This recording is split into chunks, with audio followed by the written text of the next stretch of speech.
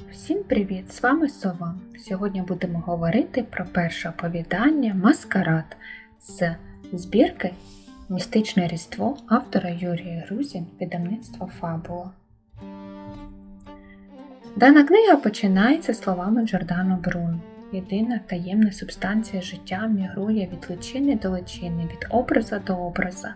Щоб замкнути її в кайдани, щеплення потрібно скористатися тими чи іншими видами магічних вузлів. Починається оповіданням про Буковину. Маленьке містечко Творлець, в якому проживають не одна сім'я алхіміків. Перед Різдвом в місті планується влаштувати карнавал. Багато туристів приїжджають перед святами насолодитися атмосферою Буковини. І ось головна героїня даного оповідання Марічка зі своїми подругами обговорювали вбрання на карнавал. Та постало питання, які маски підібрати під сукню.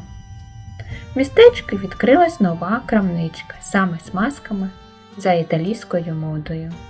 Вони пішли до крамнички, де власник підібрав для кожної дівчини особисто маску карнавальну, яка обов'язково підійде до сукні. Марічка була з сім'ї алхіміків, її насторожив власник та і сама крамничка.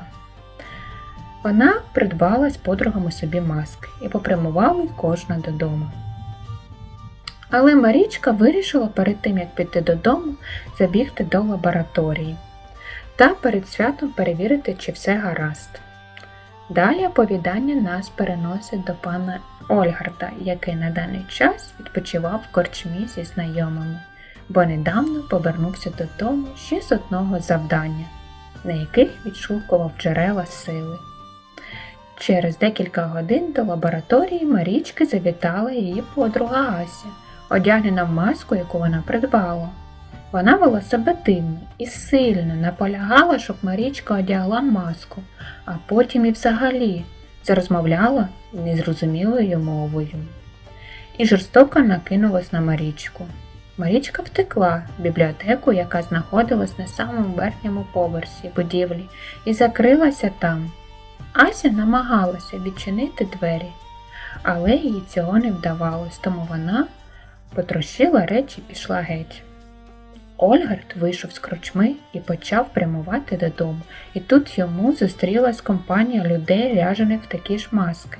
Вони намагались на нього напасти, але він втік і сховався. Аналізуючи ситуацію, яка відбулася в містечку, він вирішив знайти Марічку і помітив вогні в лабораторії і попрямував туди. Марічка розповіла йому, що це жителі містечка і у всьому винні маски. У неї дома вони вирішили прямувати до поштового приміщення, яке знаходиться на самій вершині, щоб відтіля роздати сигнал, який зламає структуру масок і звільнить людей від полону. Вони дібрались до поштового приміщення. Але там було декілька ряджених, які все трощили. Ольгард зміг з них зняти маски, і вони почали приходити в себе. І всі разом почали реалізовувати задуманий план. Декілька разів їм намагалися заважити ще одні люди в масках. Але в кінці кінців їм все вдалося. Люди почали приходити в себе і позбавлятися масок.